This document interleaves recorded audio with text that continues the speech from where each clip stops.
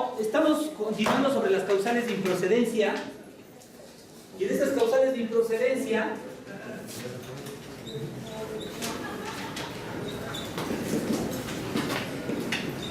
estábamos haciendo una clasificación con base en la razón subyacente para tratar de conjuntar a todas aquellas causales que tengan una misma causa subyacente, ¿no?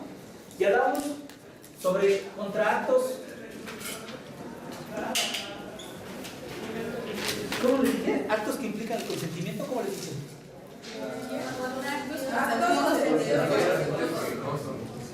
Contractos consentidos por el esposo. Déjenme decirles que esta es una clasificación personal y lo hago para efectos didácticos, porque podríamos estudiar todas las causales de improcedencia sin ningún tipo, nada más como las leyes, están en la ley, y entonces a ustedes no se les quedaría grabados la forma en cómo quedaría estructuradas las causales. Entonces la finalidad de agruparnos es con que se acuerden de una razón subyacente, con eso se acuerdan de todo el equipo y de todos los que vamos formando, ¿no? Y dijimos que aquí, como los actos consentidos, hay actos consentidos expresamente y otros actos consentidos tácitamente, ¿no? Ya hasta ahí estábamos explicando el día de ayer este tipo de clasificación, ¿no?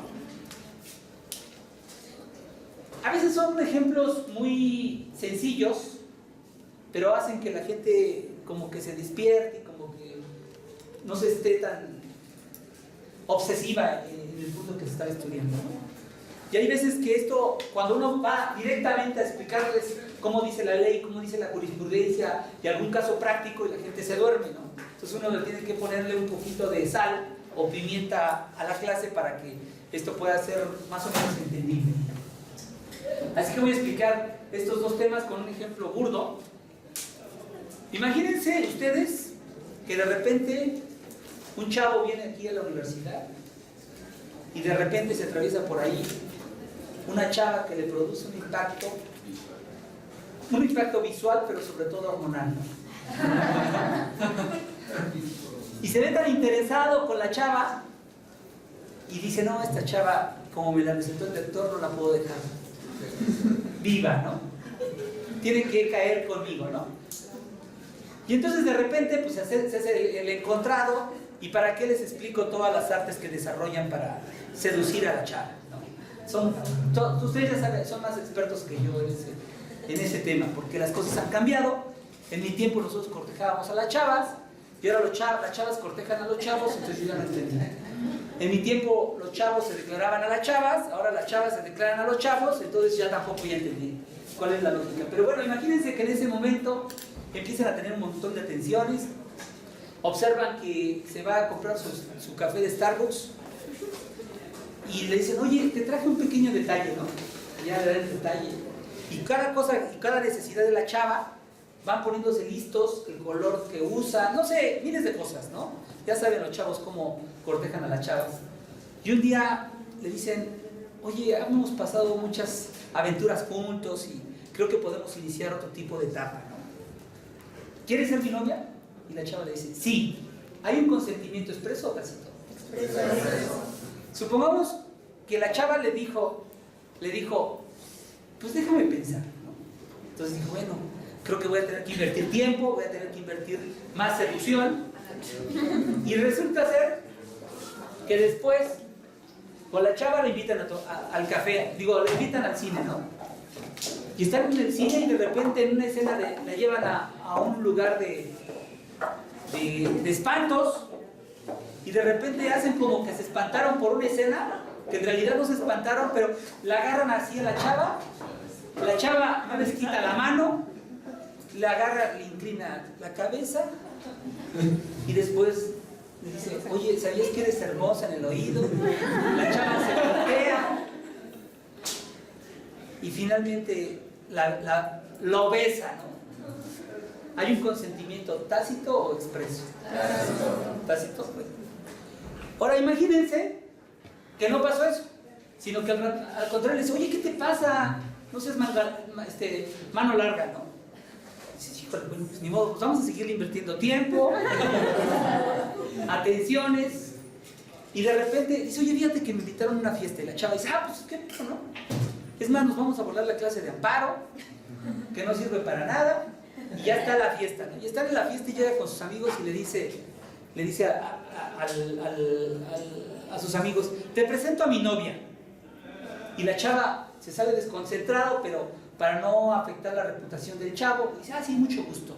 Hay un consentimiento expreso, tácito, o un consentimiento en donde se produce actos que entrañan ese consentimiento.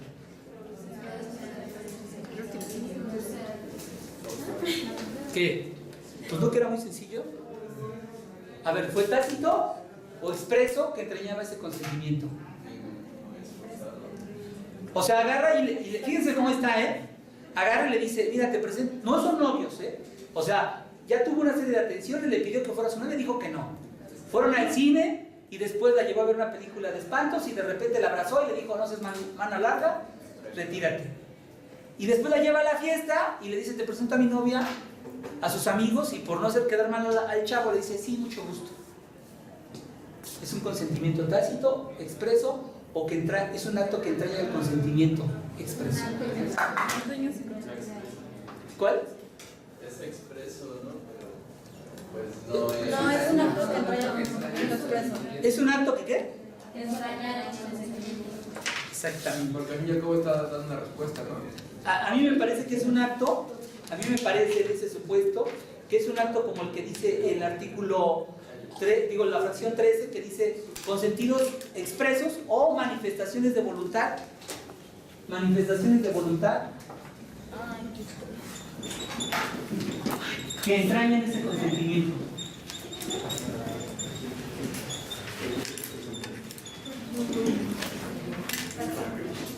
Ustedes fueron ya muy expertos, creo que ya estamos en la misma sintonía, todos ya están perfectamente entendidos cuándo es un acto tácito, cuándo es un acto expreso o cuándo es un acto por manifestaciones que entrañan ese consentimiento.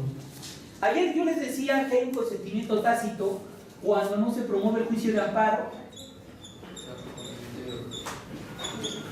no se promueve el juicio de amparo dentro del plazo establecido por la ley. Entonces, nosotros decíamos que dentro del plazo que establece la ley, es el artículo, decían que son 15 días como regla general.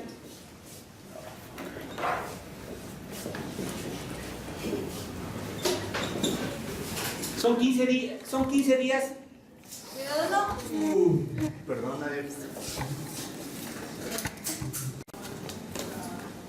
Entonces yo les decía que hay un consentimiento tácito cuando no se promueve el juicio de amparo dentro del plazo que establece la ley. Y el plazo que establece la ley por regla general son 15 días. Y después en esta fracción que estábamos analizando, decía la fracción 14, esta es la fracción 13, y la fracción 14 hacía una serie de explicaciones con respecto a cuando se impugnaba una norma general. ¿De acuerdo? Hacían estas explicaciones a partir del segundo y tercer párrafo, es en donde se hace esta explicación. Ayer nos hizo favor de leer el licenciado Ulises, leyó estos segundo y tercer párrafo.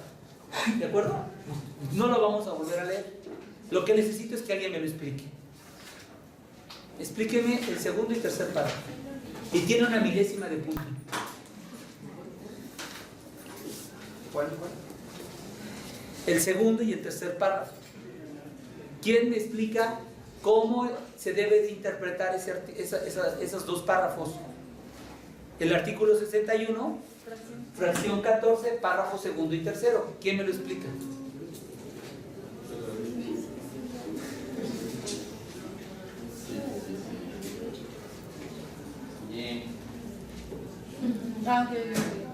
¿Qué? ¿Quién lo explica? A ver, usted explíquelo. Respecto de cuando es expresamente y tácitamente. Bueno, le di la palabra aquí a la compañera.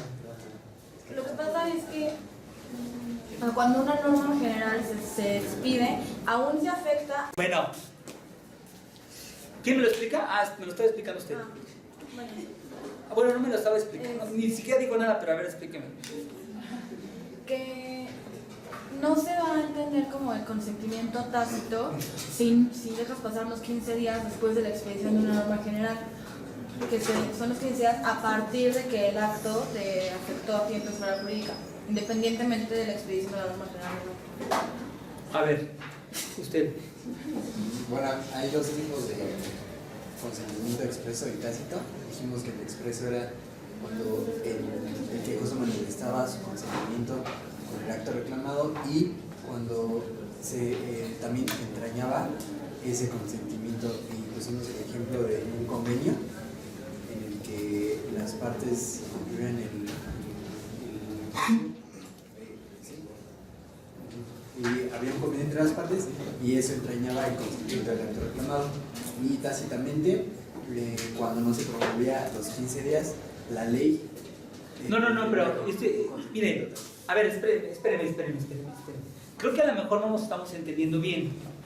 Hay un consentimiento expreso cuando el quejoso de manera expresa dice, ¿saben qué? Aún cuando promoví el amparo, ya estoy de acuerdo con el acto reclamado. O sea, hay una manifestación expresa. Hay un consentimiento derivado de la manifestación que tiene ese consentimiento, cuando sin decir que está de acuerdo con el acto reclamado, hay una manifestación de voluntad que implica que trae ese consentimiento. Y por eso les puse el ejemplo de cuando impugnaban una diligencia de execuendo y después celebraban un convenio judicial, ¿no? Si ya te llamaron a juicio, si ya te embargaron y tú tomaste la decisión expresamente de convenir con el actor, pues claro que es una manifestación de expresa que se desentraña de tu consentimiento. En el tácito no hay ninguna manifestación de expresión de voluntad, ni expreso ni manifestación que traiga el consentimiento. Simplemente es un acto omisivo. Deja pasar. ¿Me explico? Deja que pase el tiempo y no lo impugna. Yo lo que les estoy pidiendo es que me expliquen el segundo y tercer párrafo. A ver, segundo. Bueno, habla de cuando la norma general se entenderá o no, por si se entienda consentida. Ajá. Entonces, aquí es de referencia a que, por decir, una norma es de lo aplicativo, ¿no? Entra, pero a mí no me causa ningún perjuicio, ¿no? Entonces, hasta el momento de, como, digamos, que haya entrado en vigor, a mí no me causa ningún perjuicio, pues hasta ahí yo no tengo por qué aplicar algún amparo sobre esa norma general. Ajá. Hasta en el momento que, por algo de su aplicación de esa norma, esa aplicación, al caso concreto sea para mí y me cause un perjuicio, ahí yo voy a poder ya aplicar el amparo, que obviamente lo pude haber hecho desde que la norma entró, pero como a mí no me causaba ningún perjuicio, no lo realicé. ¿Por qué? Por lo mismo. Sin embargo, al momento de que a mí, con un acto de aplicación de esa norma, ya me estoy causando un perjuicio a mí, a mi persona, es cuando yo voy a promover ese amparo. En dado caso de que no lo promoviera tampoco, al momento de ese caso de aplicación, yo voy a dar mi consentimiento de que acepto ese acto de aplicación o esa entrada de la norma. Porque aquí dice que, por ejemplo, bueno, a eso entiendo yo, pasa, digamos, entra la norma, pasan 15 días de esa norma y pues ya, ¿no? Yo consentí que entrara esa norma y después viene y ya el acto de aplicación, si lo consiento, pues voy a dejar igual que después de que me pasa a mí, bueno, que suceda. Y si no hay... Mire, el expreso requiere un acto de acción. Hay una acción. ¿Cuál es la acción? Que reconozco expresamente estar consintiendo el acto o una manifestación de la voluntad. Y el tácito es una omisión. ¿Sí me explico? Pasivamente dejo que pasen las cosas, ¿de acuerdo? Eso es lo que quisiera que entendieran. Pero la segunda parte, el segunda fracción y el tercera fracción, a ver, usted y después ya usted ya participó. A ver. Bueno, dice la fracción... No me diga lo que dice, explíquemelo. Ok, esa habla de la individualización de la norma. No dice nada de la individualización, pero explíqueme. Lo que pasa es que yo lo entendí, de que por ejemplo, dice, bueno, si quiere puedo participar. A ver, sáquelo del hoyo. Que, por ejemplo, en el caso de, para que se entienda que una norma ha sido consentida, que ha sido consentida tácitamente, aparte de que no se haya impugnado mediante el amparo al inicio de su vigencia, es necesario que tampoco se impugne después del primer acto de aplicación de esa norma. Exactamente. Fue como si solo eso. A ver, explíqueme la parte donde dice, a pesar de siendo impugnable. Cuando para el primer acto de aplicación existe algún recurso. No, dice. La parte que le dije, a pesar de si, fíjese lo que dice en el segundo párrafo. Dice, no se entenderá consentida una norma general, a pesar de que siendo impugnable en amparo desde el momento de la iniciación de su vigencia no Ahí. haya reclamado. Ahí, explíqueme esta parte. Porque la norma general se puede impugnar en el amparo, mediante el amparo en dos momentos, al inicio de su vigencia o en el momento del primer acto de aplicación de la misma. Por eso dice, a pesar de que sea impugnable, que sería en el primer momento, que es en el inicio de su vigencia. ¿Una ley heteroaplicativa se puede impugnar a partir de su entrada en vigencia? No. Yo creo que sí. No, ¿por qué? Ah, no, ¿Cómo que no más bien- sabe? más bien, sí, porque sí. O sea, dijo que no y después dice que no sabe. A ver, Sí, ¿cómo? ¿no? Es que me estoy confundiendo. A Yo ver, siento que sí, porque al fin y al cabo sigue siendo una norma general, entonces sí se puede, pero pues, o sea, ahora sí que se puede, pero aunque no le cause ningún perjuicio, ya sería hasta la otra, ¿no? miren, No se puede. hay dos normas generales, hay dos tipos de normas generales. Autoaplicativa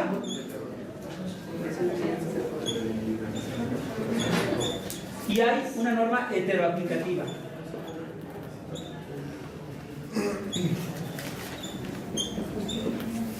Y yo les explicaba que la Suprema Corte de Justicia de la Nación, para tratar de establecer cuándo estamos en presencia de una ley autoaplicativa o una ley heteroaplicativa, utilizó el término de la individualización incondicionada, ¿de acuerdo? Dijo que aquí era una individualización incondicionada y aquí era una individualización condicionada. ¿Por qué hizo esta referencia la Suprema Corte? Bueno, esto lo hizo con la ley anterior, pero la ley anterior también hablaba de esto de las leyes autoaplicativas. Porque si ustedes advierten, el artículo 18 de la ley, de la nueva ley, la 17 de la nueva ley de amparo, establece los plazos para promover el juicio de amparo. Y dice, regla general, 15 días. Y pone excepciones. La primera excepción es de 30 días, tratándose de normas generales autoaplicativas. ¿De acuerdo? Y 30 días por la extradición. ¿De acuerdo? Así dice el artículo 18. Dice, el plazo para presentar la demanda de amparo es de 15 días. Salvo, y pone las excepciones. Primera excepción, cuando se reclama una norma general autoaplicativa o procedimiento de extradición, en que será de 30 días. ¿Me explico? Entonces, por eso es importante tratar de diferenciar cuándo una norma es autoaplicativa y cuándo es una norma heteroaplicativa, porque el artículo 17, fracción primera, establece 30 días para impugnar una norma general de carácter autoaplicativo. ¿Me explico? Por eso tenemos que saber cuándo una norma es autoaplicativa. Y entonces el concepto de individualización incondicionada no sirve. ¿Qué significa? Que el solo hecho de la promulgación de la ley individualiza un beneficio o un perjuicio sin condición alguna. Y cuando la norma, para individualizar a un sujeto y cause el beneficio o perjuicio, se requiere una condición. Ejemplo, si ustedes hubieran pertenecido al Poder Judicial Federal o cualquier institución de gobierno y estuvieran bajo todos los trabajadores del servicio del Estado, tenían una fecha una edad de jubilación. No les puedo decir exactamente cuándo porque ahorita no tengo el dato, pero imagínense que ustedes de repente entraron ustedes a trabajar como trabajadores al servicio del Estado a los 18 años y pasaron 30 años trabajando. ¿A qué horas terminaron terminó su servicio? A los 48 años. Y de repente ustedes dijeran, ya cerca de esa fecha dijeron, híjole, ahora sí me voy a ir con mi yate, me voy a comprar unos martinis, voy a invitar a unas chavas de amparo para que nos vayamos por el Mediterráneo, ahí estar viendo con los martinis ahí. Y de repente les cambiaran la ley Ya están ustedes, tienen 48 años, están a punto de cumplir con ese sueño, ¿no? Y de repente les cambian la ley y les dicen, no, si tienes 48 años, no te sirve, necesitas más edad. Les modifican la ley así, de plano. Ustedes ya son servidores, estuvieron 30 años trabajando. Esa norma que les cambia la fecha de jubilación, ¿es autoaplicativa o heteroaplicativa? ¿Por qué? Porque no requiere una acción para que se aplique. No hay una condición. Ya usted ya está. La única condición que existía es que fuera trabajador del servicio del Estado. Y usted ya era persona trabajadora al servicio del Estado. Entonces, si usted ya era y de repente le cambian la fecha de jubilación y se la suben, en ese momento ya no hay condición alguna, ya usted salió afectado en sus derechos. Usted tenía derecho a jubilarse a cierta fecha y después se lo aumentan para cumplirlo. Hay una individualización sin condición. Ya no puedes jubilarte a los 48 años. ¿Sí me explico? ¿Cómo sería una heteroaplicativa? ¿Alguno de ustedes es casado de aquí? Salvo yo. Bueno, todos los demás que no sean casados, y ustedes ven que hay una reforma y se permite el divorcio incausado, ¿les afecta a ustedes? ¿Qué condición se necesita para que se individualice esa norma? Primero que se case y luego que el otro quiera divorciarse.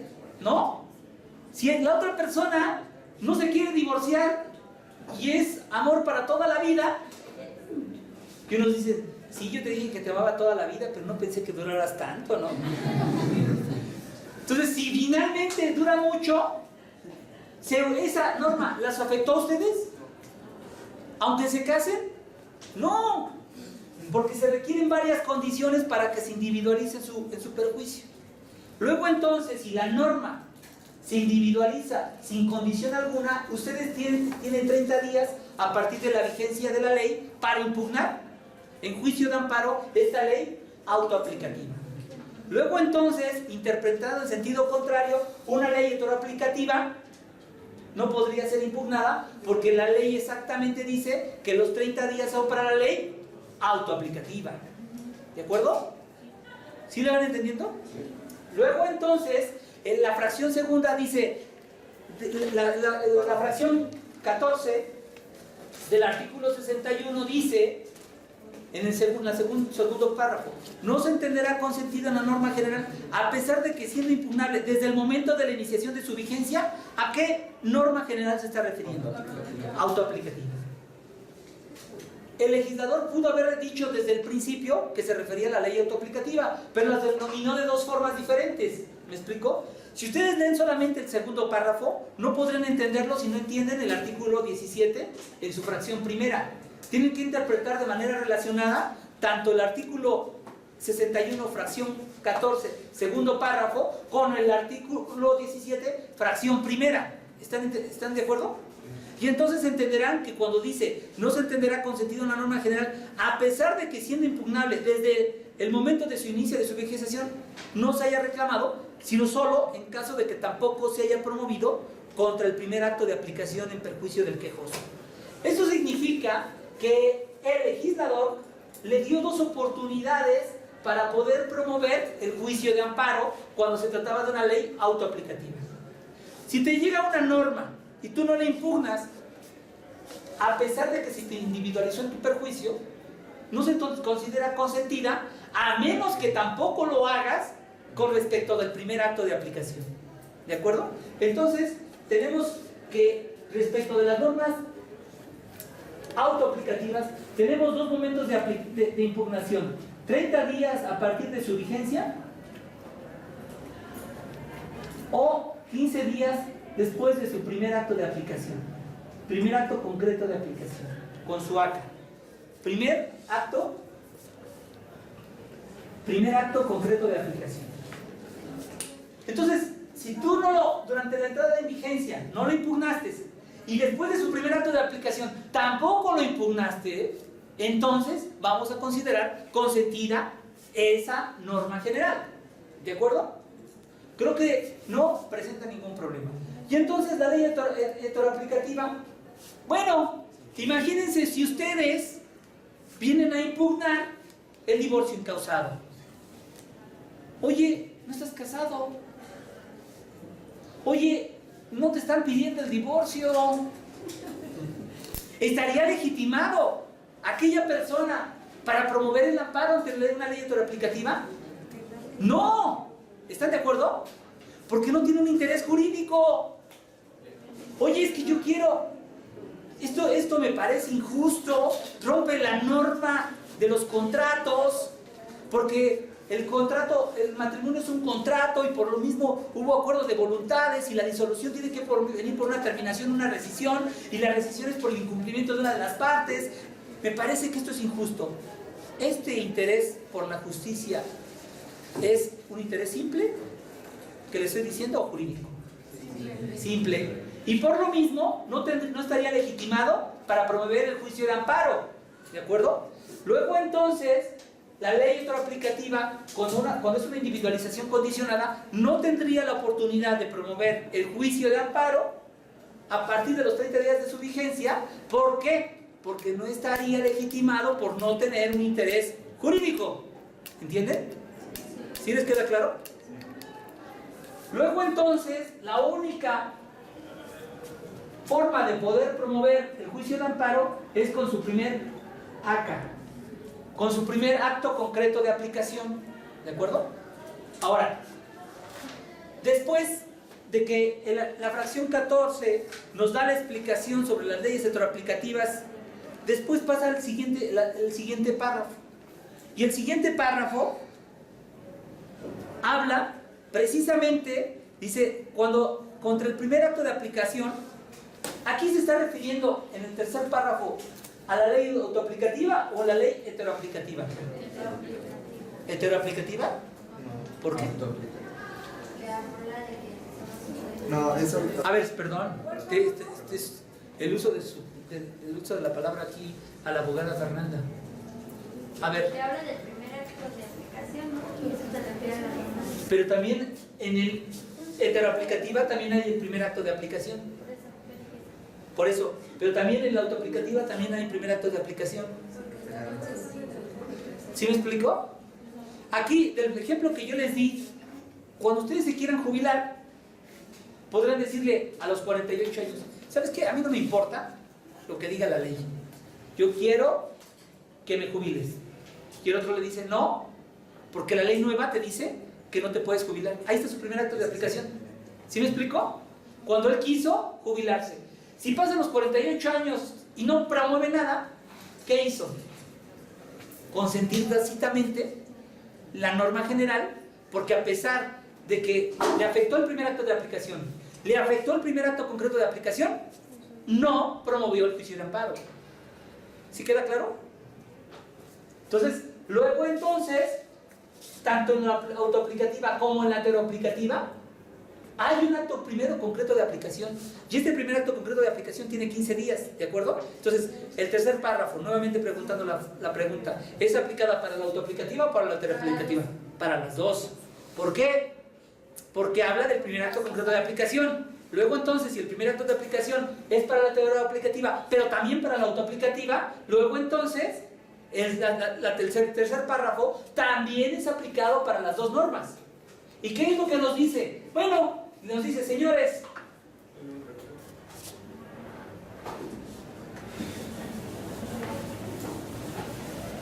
en estos dos supuestos, cuando existe un primer acto concreto de aplicación y hay posibilidad de un recurso, tú tienes dos oportunidades: promover el recurso o irte directamente al amparo. Lo mismo pasa para acá. Promover recurso o ir al juicio de amparo. ¿Estamos? Y entonces, la pregunta obligada es, ¿por qué tengo que promover el recurso? La ley dice, no es que la trates de promover, es optativo. ¿Qué significa que es optativo? Que yo puedo elegir, el quejoso puede elegir si se va al recurso o promueve el juicio de amparo. Si promueve el juicio de amparo, ¿le pueden decir que es improcedente porque no se agotó el recurso? ¿Por qué? Porque la ley le está dando la oportunidad y la facultad ¿para qué? Para que lo promueva o no lo promueva. ¿Están de acuerdo? Luego entonces no le podrían desechar la demanda o declarar el sobreseimiento porque no agotó el recurso, porque le dicen, oye, el 61, fracción 14, párrafo tercero, me da la opción de que yo elija si voy al recurso o me voy al amparo. Si no agoto el recurso, luego entonces me está exentando de agotar el principio de definitividad, la propia ley de amparo. ¿Pero por qué? ¿Cuál es la razón subyacente de entonces no agotar el recurso? ¿Por qué se imaginan eso? A ver, los que están dormidos. O bueno, los que están despiertos también. A ver. Es muy difícil contra quien se promueva el recurso, ellos mismos vayan a modificar o ellos mismos declaren nulo lo que ya anteriormente lo... No. A ver, vamos a jugar. A ver, ya. A ver, vamos a jugar un ratito para estresarnos un poco. A ver, ¿quién quiere ser uso de la palabra? A ver, ¿quién por los compañeros quiere? A ver, ¿quién? No me digan que este es un acto de intimidación, de los derechos universitarios. A ver, usted. Por los alcances que podrían tener el juicio de amparo y el recurso. ¿Cómo? Explíquenme. En cuanto a la suspensión, ¿podría ser? Sí. ¿No? Y después dijeron sí. A ver. Porque en el amparo puedes analizar la constitucionalidad del acto y en el recurso no se analizaría la constitucionalidad. Exactamente. O sea, exactamente. Fuimos armados. O sea, la persona que es afectada, ¿por qué puede promover el recurso? Bueno, puede promover el recurso si quiere impugnar cuestiones de legalidad, porque el acto de aplicación viole aspectos de legalidad de la ley, pero no puede impugnar cuestiones de inconstitucionalidad, porque la única forma de hacerlo es a través del juicio de amparo. ¿Me explicó? Entonces, si él quiere alegar cuestiones de legalidad, se puede usar el recurso, pero no tiene que hacer ningún concepto de violación o ningún agravio con respecto al juicio de amparo, porque esa constitucionalidad es a través del control constitucional. ¿Se acuerdan del control constitucional? Sí. ¿Y se acuerdan del control de legalidad? Sí.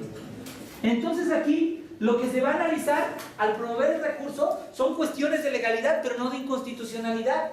Ahora, cuando promueven el amparo, sí pueden promover, como es un control, es un medio de control constitucional, sí pueden plantear cuestiones de constitucionalidad, pero también las cuestiones de legalidad, porque esas cuestiones de legalidad sean vía indirecta. ¿Sí me explicó? ¿Sí le queda claro? ¿Perdona usted? ¿O tiene duda? ¿En qué tiene duda?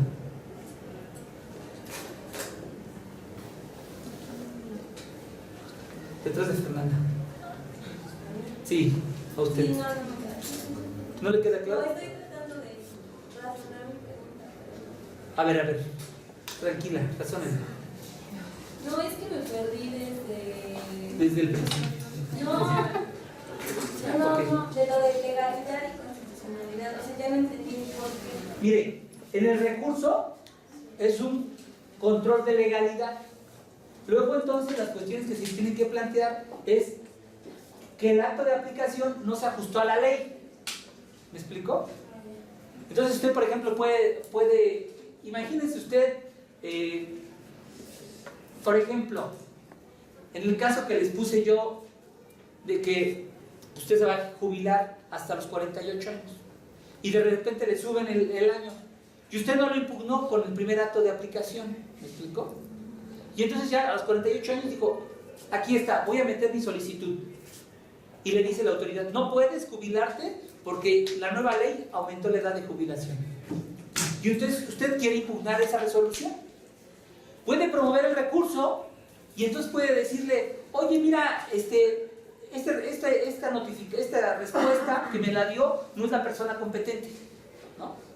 O fíjate que advierto que no tiene una firma autógrafa, sino fue un facsímil. ¿Sí me explico? Está cuestionando la legalidad de la resolución que le notificó a usted que no podía jubilarse. ¿Me explicó? Luego entonces, usted podría, después de que le contestaran esto a través del recurso medio de defensa legal, usted ya podría promoverse el juicio de amparo. O bien a la inversa, promueve el juicio de amparo. Después del control de legalidad. Exactamente. Después del control de legalidad, aquí, después una vez que termine esto, puede promover el juicio de amparo. Son las dos posibilidades. Si va al recurso, entonces tiene que esperar hasta que se termine este control de legalidad para impugnar lo que le hayan contestado en esta resolución de legalidad, junto con el juicio de amparo, en donde además de impugnar la resolución del primer acto del recurso, pueda también impugnar la inconstitucionalidad de la ley. Eso era lo que entendía, claro. O sea, era o uno o otro. Yo pensaba que era así. Sí, es uno u otro. Sí, pero o sea, después del... Pero si lo hace de aquí, tiene que irse hasta que termine el recurso y impugnar en amparo a esta resolución que le dio respuesta al recurso. Y ahí promover el juicio de amparo. Y discutir la cuestión de la constitucionalidad de la norma general. ¿Sí me explico? ¿Sí le quedó claro? Sí. Ahora, lo puede hacer aquí y impugnar no lo que le pudieron haber dado respuesta, sino simplemente el primer acto concreto de aplicación. Aquí ya no sería el primer acto concreto de aplicación porque usted decidió agotar el recurso. ¿Sí me explico? Ahora, no sé si tienen duda alguna al respecto. Por eso es importante que ustedes entiendan cuándo era una individualización condicionada y cuándo una individualización incondicionada. ¿De acuerdo? ¿Ninguna duda al respecto? Déjenme decirles que yo quisiera una vez aprovechar para saber cuándo se entiende consentidamente la ley, ¿no? Digo, la norma general o el acto reclamado. Dijimos que cuando no se impugne dentro de los plazos que diga la ley.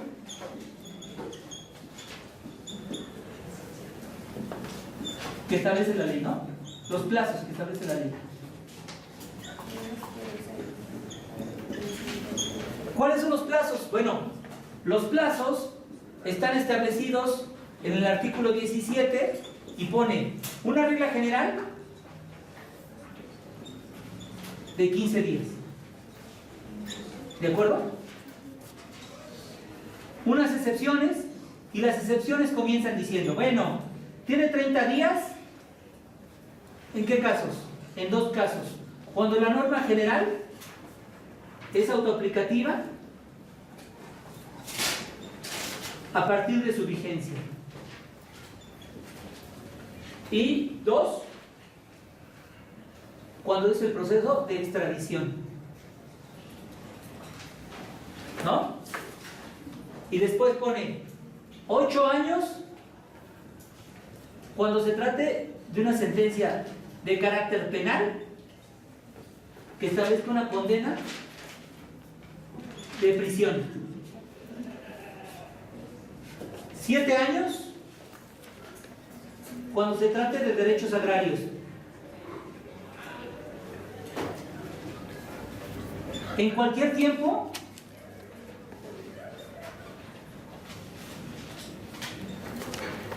cuando se trate de casos urgentes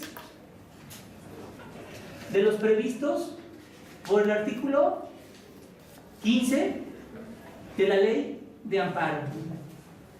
A ver, lea el artículo 17. ¿Quién lee el artículo 17?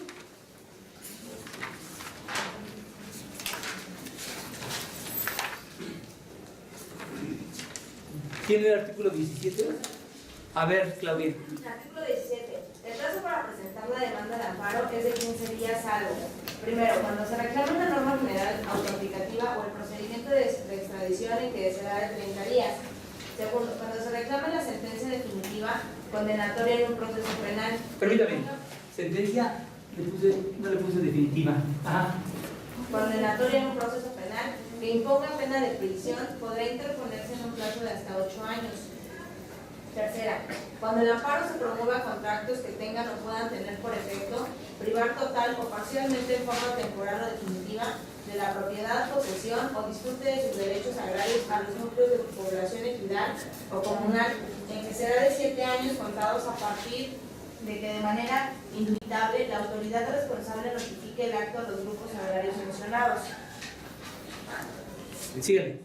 Cuarta, cuando el acto reclamado implique peligro de privación de la vida, ataques de la libertad personal fuera de procedimiento, incomunicación, deportación o expulsión, prescripción, es que dice proscripción o destierro, Ajá. desaparición forzada de personas o alguno de los prohibidos por el artículo 22 de la Constitución Política de los Estados Unidos Mexicanos, así como la incorporación forzosa al Ejército, Armada o Fuerza Aérea Nacional, en que podrá presentarse en cualquier tiempo. Muy bien. Sobre los plazos, de una vez quisiera abordar este tema y nos faltaría precisar cómo se hace el cómputo de estos plazos. Y para ello, el artículo 18 establece cuándo se puede hacer el cómputo de esos términos. Y el artículo 18, ¿lo puede leer, Claudia? Los plazos a que se refiere el artículo anterior se computarán a partir del día siguiente a aquel en que surta efectos. Permítame. Al día siguiente en que surta efectos. Ajá. Conforme a la ley del acto, la notificación al quejoso del Permítame acto. tanto. Ley, conforme a la ley del acto. Permítame un segundo. Conforme a la ley del acto, y ahí que, perdón, ahorita lo sigue leyendo. Y precisa tres casos. Uno, la notificación al quejoso.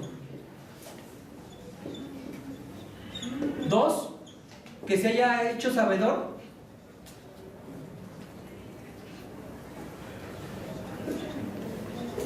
del acto reclamado.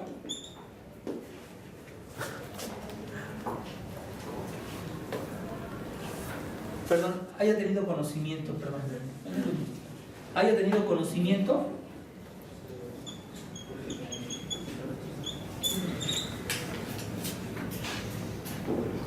o se haya ostentado sabedor. A ver si ahora sí lea completamente todo el 18. Los plazos a que se refiere el artículo anterior se computarán a partir del día siguiente a aquel en que surta efectos. Conforme a la ley del acto, la notificación al quejoso del acto o resolución que reclame o aquel en que haya tenido conocimiento o se ostente sabedor del acto reclamado o de su ejecución, salvo el caso de la fracción primera del artículo anterior, en el que se computarán a partir del día de su entrada en vigor. Ahí, perdón. Si ustedes advierten, cuando hace la excepción de la fracción primera, no dice cuándo empezarían a correr los 30 días para la autoaplicativa. Tenemos que recurrir al artículo 18 en su parte final para saber que es 30 días a partir de la entrada en vigor. ¿De acuerdo? A partir de la entrada en vigor. 30 días a partir de la entrada en vigor. Que es lo que les puse aquí. ¿De acuerdo? Son tres momentos diferentes. Cuando se le notifica al quejoso es diferente a cuando haya tenido conocimiento del acto. Imagínense que ustedes reclamen el ilegal emplazamiento y todo lo actuado. De acuerdo a las constancias de acto, si ustedes son demandados, tuvieron que recibir una notificación, un emplazamiento. Si fuera a partir de que lo haya notificado al quejoso, sería extemporánea su demanda. ¿Me explico? Porque cuando es un ilegal emplazamiento, se parte del supuesto que no sabía. ¿Me explico? Entonces él dice, ¿sabes qué? Yo tuve conocimiento, ¿se acuerdan de lo que platicamos el viernes? Cuando decía que estaba tomando un café y recibió una llamada de unos abogados que le dijera que su propiedad estaba en remate, ¿se acuerdan? Entonces él relataba en su demanda, ¿sabes qué? El día 3 de octubre recibí una llamada telefónica en donde me dijeron que se estaba rematando mi casa. Inmediatamente le hablé a mi abogado personal que estudió en Acatlán Y me dijo que al día siguiente fuéramos a ver el expediente. Y fuimos a ver el expediente y con sorpresa me enteré, el día 4, que había sido emplazado un año antes. ¿Entienden perfectamente por qué es importante hacer la diferenciación cuando se lo notifica al quejoso a cuando se haya tenido conocimiento? Él dice que fue a partir del 4 de octubre, ¿de acuerdo? Cuando se enteró que vio el expediente que había un emplazamiento con anterioridad de un año anterior. Déjenme decirles que muchos abogados, con este temor infundado y con pleno desconocimiento de lo que dice la ley, muchos abogados dicen, ¿sabes qué? Me dijeron que mi bien estaba en remate, pero no sé nada. Nada. Y a pesar de que ya fueron a revisar el expediente, dicen que no saben nada. Y ya cuando llega el informe, dicen, ahora ya que me enteré que en el informe está un emplazamiento, pues te vengo a hacer un montón de conceptos de violación y vengo a ampliar mi demanda. En primer lugar, la presión de la demanda ya está más restringida en la nueva ley de amparo. Ahorita no lo vamos a analizar, pero ya está restringida. Por eso nosotros debemos entender que este artículo 18 establece diferentes formas en cuando se va a empezar a computar el término de los 15 días. Y es diferente cuando dice que se notificó al quejoso a cuando haya tenido conocimiento. ¿Sí me explico? Imagínense en este supuesto del que hablamos del ilegal emplazamiento. El emplazamiento se hizo, por ejemplo, imagínense en enero. Él dice que tuvo conocimiento el 4 de octubre. ¿Cuándo se debe de...? El emplazamiento se hizo en enero. ¿Cuándo se debe de computar el término?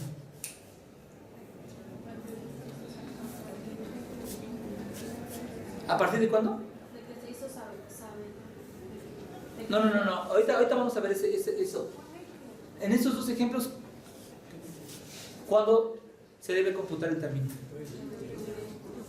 ¿Desde el principio o nada más esa pregunta? Supongamos que el emplazamiento se hizo en enero. Y el 4 de octubre usted dice que fue al juzgado a conocer del asunto y ahí se dio cuenta que el emplazamiento se había hecho en enero. Pues a partir de que se hace sabedor de la... No. ¿Cuándo dijo que tuvo conocimiento? 4 de octubre. ¿Cuándo van a comenzar a computar el término? Dice, a partir del día siguiente al que surte efectos que se haya notificado el caso o haya tenido conocimiento.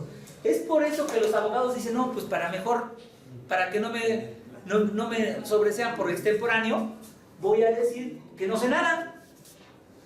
Oye, espérate, en tu mismo relato estás diciendo que tú no sabías nada, pero que fuiste al juzgado el 4 de octubre y hasta ahí te enteraste de que había un emplazamiento en tu contra. Luego entonces el término se tiene que computar a partir de que haya tenido conocimiento del acto reclamado. ¿De acuerdo? Pero supongamos que ustedes son abogados del tercero interesado y resulta ser que el mismo quejoso compareció aquí. Compareció en junio a pedir copias.